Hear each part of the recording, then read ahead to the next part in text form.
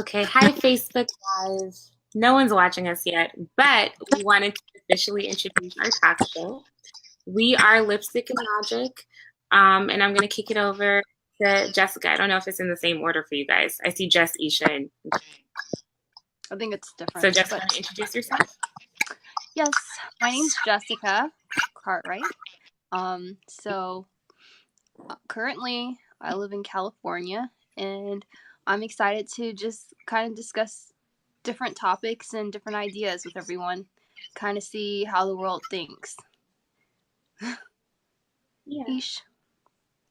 Hi everybody, my name is Aisha. I'm the third part of Lipstick and Logic, and I live in Michigan. I do doctorate in molecular biology, and I'm excited to just talk about life from the perspective of a young woman of color, professional, mom, and a part of this awesome friendship. So yeah, looking forward to talking to you all. Yeah, and I'm Shireen, and commented, he said, I'm no one, I'm watching. Keith, you are definitely somebody. You're someone very important to all of us. So thank you for watching and supporting. If you're someone else watching, feel free to write in. But like they said, we started as roommates in college at Oakwood University. Yay, Oakwood. And our friendship just continued to grow over the years. And we always have conversations. And some of you probably remember the crazy videos that we did while we were in college. And we said, you know what, we should keep that up. And even though we live in 3 different places right now, we still have crazy conversations where we talk almost every day. So why not invite you to that aspect of our lives? So we want to go ahead and keep having those conversations, like I said, hear what you guys want to hear about, talk about current events, speak about them from the perspective of Black minority women, right? And we've been using Instagram for a couple weeks to do this, so we're finally able to kind of transition over to Facebook as we figure out how to get 3 people in one video. So if you're watching, you can also tell us the quality of how this video is coming across. Ask us any questions you guys have. Hey, Sydney. They can't see. I'm the only person that can see the comments, but I will be sure to relay them so everyone can add their 2 cents. Which Sydney is it? You're Sydney. Hi, Sid. Congrats. Sydney just graduated. So Congratulations. Yay, Black woman, graduating, getting educated. We appreciate you. We're grateful. Aww. Yeah. So for our first official podcast with all of us together, we wanted to talk about the Black tax. Do you guys know what that means, or did I kind of just throw that out there and you guys agreed? I think you should explain it for everybody who's watching, because I know what it means. All right, awesome. So in Trevor Noah's book, Born a Crime, he talks about this concept of the Black tax, which is something that his mom said she'd never pass. And what the Black tax essentially is when, as a successful Black person, I'm not going to say African American because there's success all around the world and it's just not limited to Blacks in America. So as a successful Black person, you do kind of feel this obligation to bring your family up to your level once you've reached a certain amount of success. And it kind of just keeps escalating higher and higher. So you have this responsibility that's not exactly fair. And it's a weird headspace because you do feel like, I want to help my family, I want to help my friends, but then you also have to help yourself. So that's kind of our first topic on the Facebook platform, the Black tax. And as we discuss it, feel free to say what you guys think about it. If you agree, if you disagree, if you have your own definition of what that is. But Isha, Jazz, what do you guys think about that? I think I have an interesting perspective for this just because my dad is Asian. So, granted, both him and my mom came from, like, I want to say poverty. Like, they lived in, what is it? I don't want to say the ghettos, but essentially, they didn't grow up with the same things that or the same things they provided me with. So because of that, my dad put a serious emphasis on education. And my mom, she also helped support that, but she was also a little bit more liberal as far as she just wanted us to be happy. But she did want us to get our education. But my dad really put the the hammer down when it came to that stuff.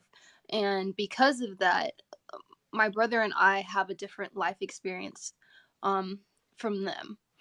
So the other thing is, though, that I noticed is my dad's family in Thailand will contact him when they um when they need stuff sometimes. And I I've also gotten like a similar thing, and it's just because they know you're more well off than, you know, anybody else in the family. So I think, from that perspective, I can see that. And it's kind of stressful because it creates a little bit of a strain because it's like you want to help them, but then at the same time, you have your own things that you have to take care of. And it's like, okay, if I talk to them, will they expect something from me? So, Isha, I think you're coming from a different perspective too, in that you have a dad that's African American and a mom that's from overseas. Yeah. I think that's something that a lot of families do go through, though. It's a weird place to be in, like you were saying, a really weird headspace, because in our community, we're typically disadvantaged. We don't have generational wealth. Every generation, it's like we're starting, and it's our chance to make it. And then once you make it, you have to kind of reach back to help the older generation and then the family that you're trying to create moving forward. And then you kind of wind up staying in this one spot because you're putting your money backwards, and it's not really going to go anywhere sometimes because somebody might have debt from years and years ago. And then you're trying to put your money forward and you can't really commit yourself to one sort of place. Mhm. And I think it's like that on both sides of my family. I mean, I don't come from a rich family. My mom's not rich, my dad's not rich, our families are not rich. I know on my dad's side specifically, I think maybe two generations back, we can go to slavery. There's slavery in our family. And then my mom, she grew up in South America. So they moved their whole family to the Netherlands, and that was just like, them moving up. I'm not really sure of the background and how things were established, but I do know it was from a nuclear family where you had your grandparents and the grandmother, or the matriarch, the patriarch of the family, and then you were able to kind of grow on from there generationally. I also know from my perspective and what I'm seeing, and not even from a personal point, within the Black community, again, it's almost like starting over each time. You've got broken families. Not everybody comes from one mom, one dad household, brother, sister, and so on and so forth. It could be one sister's got a dad here and that brother's got a mom there. And it's just this whole thing. So once you're that child, or you're in this space and you've made it now, or you have enough money, it's like, where do you put your effort? So that black tax is something that's really interesting, but I completely get it because it's just oftentimes you come from just a disadvantaged background. So Right. that's my perspective and thought on it. And I wonder the extent to which it's fair. And thanks, Bree. Bree posted a link to where Trevor Noah talks about the black tax. Um, so I do think that as a child who has parents that have invested in them, you do feel that sense of obligation to an extent, where it's like, you know what, how can I not kind of go back and make sure that my family's okay? But then learning that balance where you can keep growing as you're helping, or maybe sometimes you kind of don't help. That sounds really harsh, but maybe you can't help immediately. And of course, viewers chime in on what you guys think too. But I do think that you kind of have to start being a little bit more comfortable with that, with the fact that this isn't my time right now to pull you up. I need to get to this level before I can kind of come back and say, you know what, now I'm here and I can actually help give you the opportunities that you need and deserve. What do you guys think about that? Absolutely. Jess, I you can go. agree. No, I mean, I agree with that because I think part of it is when they see the initial success, it's like, oh, they can do this now. You can do this, this, and this. But for me, it's kind of like, okay, first you're starting from essentially nothing, quote unquote. I mean, I had a pretty cushioned upbringing. I never wanted for anything, but at the same time, I couldn't help somebody else in the position I was in because I depended on my parents. Then once I got a job, I had to start saving somewhere. So if I just get a job and then someone expects me to help them out, even though they don't realize that right now I don't have the funds for it, then it might look like I'm being a little bit stingy. But, you have to create the situation for you to be able to be stable and help somebody else. Otherwise, you can both end up, falling backwards. Right. And then I think it could also create a strain on the relationship with your family.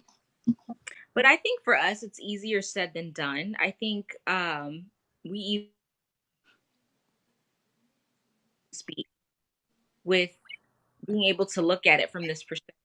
I know that there's other people from maybe a generation prior to us, I don't know, Gen Z or something like that, and they may not have been able to see what financial stability, financial literacy, and those boundaries. Because oftentimes, like if you are the first person in your family to make it, so to speak, and now you have this money, you don't have people to advise you on how to use the money. The only thing you think now, I have money, I spend it, I give it, I tithe, I do this. So you only know about being a consumer and not an investor.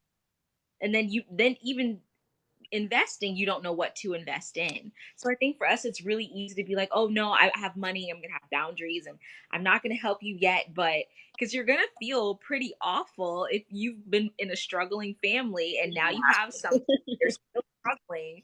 What do you do? Honestly, like it's something that, again, in our community or in the Black community or people of color, it's not something that's taught, it's not something that's understood, and it's not like a familiar feeling to have money. Like what do you do then? What now? So I even see people with new money, they lose it very quickly. So but that's my like 2 cents on it. I like that. Someone said, I don't advertise or disclose the help I give, and I'm selective. Mm-hmm. I love that too. Because I do think that when you come into, and I can honestly say none of us have new money or old money. We're not there Yeah. yet. We're not on the Trevor Noah level. One day, but not here.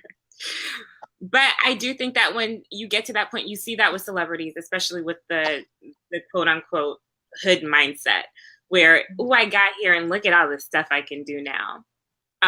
So then you're openly kind of advertising, like Bree said, all of the new things that you have, like your new money. So then it does make people a little bit more kind of angry, like, or that animosity towards you because you're here bragging, but you're not willing to help. So learning that balance too, like how do you teach someone that or how do we change our mindset so that next generation understands that? But my question is, why is it wrong for them to brag about it? Because essentially someone else is being upset when it's their money that they worked for, that they earned, and I'm not talking about parents, because and that's assuming that the parent played a role in you getting to this level and supporting you. But extended family that suddenly comes up and they're like, oh, I need this, and they're like, why won't you help me, you have all this money, why can't I do what I want to with it? It's my money. I earned it. You had nothing to do with it. So why are you upset? Yeah. I hope we all have this problem one day. I think that would be awesome because it means we need it. That's So I know we're kind of running out of time for today, but thank you guys that joined in. For everyone that's going to watch it after, thank you for listening. We are Lipstick and Logic, and we're very excited about starting this new venture with all of you guys. To end, we're just going to go ahead and say the lip colors that we're wearing. You want to start, Jess? okay. So I have on Konnichiwa and Super Cute. They are from the Hello Kitty ColourPop line. You should hold it up. You have it? Or yeah. No? Okay, cool. So last week I was wearing this really cute lip color. It was by Fenty, and I'm denying that I had an allergic reaction, but I think I had an allergic reaction to it. So I'm keeping it really simple and cute this week. And I'm using my favorite night balm. They don't really sell it anymore. It was at Bath and Body Works, right? That's the store. Yeah. And then I also have the Fenty. I'm still doing some Fenty Gloss Bomb, Fenty Glow. So just to kind of like add some pizzazz and sparkle on top of my healing process. So that's what I'm wearing this week. That Fenty Glow saves lives. It really does. And I am wearing I have 3 different things on, but the first one doesn't count because it's a chocolate lip liner. And then the next one is this Bite Honey Berry lip crayon. And then I put this gloss, this Becca something gloss on top of it. Medics. Glow gloss. Pretty. It looks really good. It does. Yay. All right. Well, thanks. Oh, wait. Keep an eye out for our Instagram. Like our page on Facebook. I'm going to tag it. Yes. And then we have a Twitter page. And what else do we have? We also have email. What's our email address, Shireen? Lipstick Logic. Sorry, got it. You got it? It is this. Do I know it at the top of my head? No. Okay, that doesn't talk@gmail.com. logictalk@gmail.com. If you have any questions for topics that you want us to talk about, like and subscribe to our YouTube channel, all that good stuff. So we're really happy to be with you. Thank you guys. Bye. Happy Martin Luther King Day. I forgot that part. Come on. You guys off tomorrow? Yeah. Bye.